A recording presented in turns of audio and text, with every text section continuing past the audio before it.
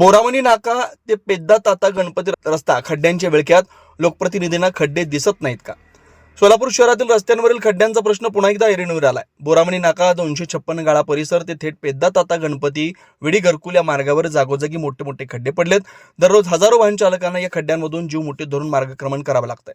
या मार्गावरून नगरसेवक प्रथमेश कोटे, अजय पोन्नम, सतीश शिरसिला, वासुदेव यलदंडी, अविनाश दासरी, युवराज सरवदे, रामपुरे तसेच प्रभाग क्रमांक 9चे शेखर इगे यांची नियमित ये जा असते.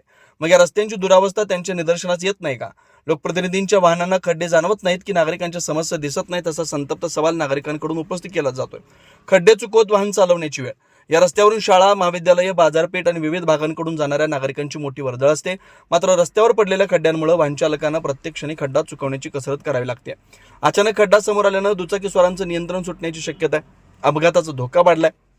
मार्गावर गतिरोधक चुकीच्या पद्धतीने बनवल्यानं वाहनांचं नुकसान होतंय. खड्ड्यांमुळे दुचाकी तसेच चारचाकी वाहनांचं नुकसान होतंय. नागरिकांच्या खिशाला मोठा आर्थिक फटका बसतोय.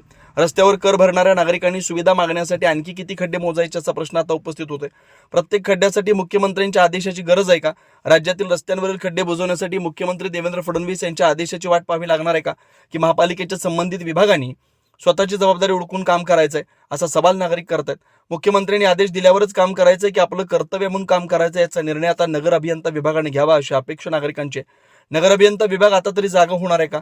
येत्या काळात सण उत्सवांची मोठी रेलचेल असणार आहे.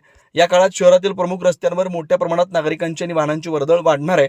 त्यामुळे त्यापूर्वीच रस्त्यांवरील खड्डे बुजवून नागरिकांना सुरक्षित आणि सुरळीत प्रवासाची सुविधा देणं आवश्यक आहे.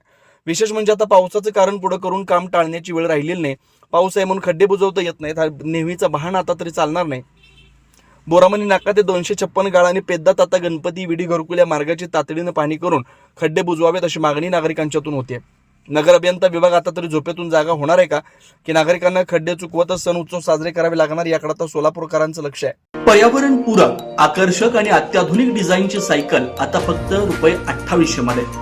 सानविग्राम जनशक्ती फाउंडेशन व सानविग्राम जनशक्ती ट्रस्ट यांच्या संयुक्त विद्यमानं शालेय विद्यार्थी, विद्यार्थिनी, महाविद्यालयीन विद्यार्थी, विद्यार्थिनी तसंच नोकरदार वर्गासाठी विशेष सायकल योजना राबवण्यात येते. बाजारात सुमारे 4500 ते 5500 किमतीची पर्यावरणपूरक, आकर्षक आणि अत्याधुनिक डिझाईनची सायकल फक्त ₹2800 मध्ये उपलब्ध करून देण्यात येते. या योजनेचा लाभ अनेक नागरिकांनी घेतलाय.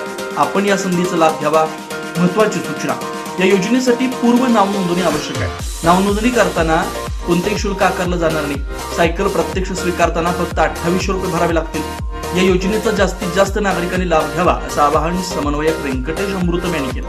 नाव नोंदणी व अधिक माहितीसाठी संपर्क प्रथमेश अमृतम 87 33 87 14 43. जनदर्पण न्यूज चॅनल, मार्कंडेय सोलापूर सहकारी रुग्णालय जवळ, सोलापूर.